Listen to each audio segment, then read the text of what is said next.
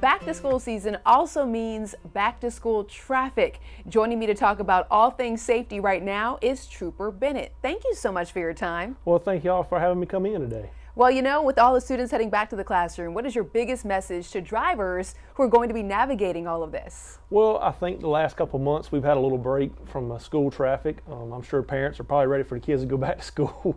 But we just want to remind everybody, you know, our morning commute is going to really start changing as school goes back into session. It's probably going to take you longer to get to where you're going. Just keep that in mind, you know, be prepared to have a little bit longer commute to get to work, pack that patience when you leave the house.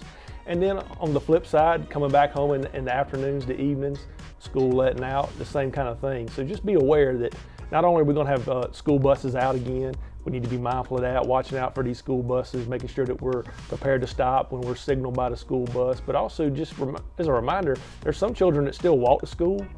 They ride bikes. So we just need to be on the lookout for these pedestrians as they're going to school, whether they're walking on a bike, that we're aware of the speed limit, you know, especially these school zones. We're very strict about that. We want to make sure that we're traveling a safe speed when we go by these schools, you know, through these school zones.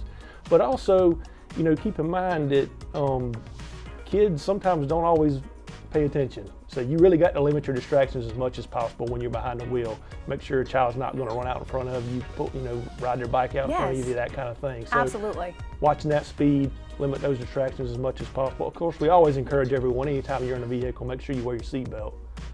Good advice there. So pack your patience, wear your seatbelt, give yourself some extra time, and slow down in those school zones. I'm also curious though, we talked about when you have a school bus and they slow down to have the kids get out. What are the rules when it comes to going around that bus or stopping, all of that? Okay, well, on a 2-lane highway, you know, cars in both directions are required to stop. But if it's a multi-lane highway, the cars in the opposite direction are not required to stop. Now, I do encourage people to maybe use a little bit of caution, maybe just slow down a little bit, but you don't have to come to a complete stop, okay? We do get a lot of questions about that at the beginning of the school year, and people still get it confused. So just a reminder. Yeah. Multi-lane, you don't have to stop if you're opposite direction. I think all of this are really good reminders because we have new drivers as well. I was just talking to you about how some of the high schoolers, they could be driving for the first time to and from school, and they need to be reminded of the school bus rules. But also, I think drivers need to be mindful that we have new drivers out there on the roads. Yes, and that gets back to packing that patience when you leave the house. Remember, like you just said, you may have new drivers.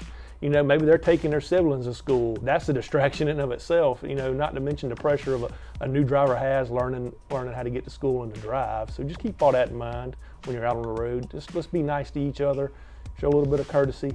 A little bit of courtesy goes a long way. Yeah, courtesy and kindness goes a long way. One more question.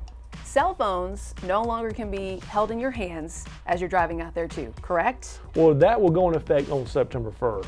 Okay.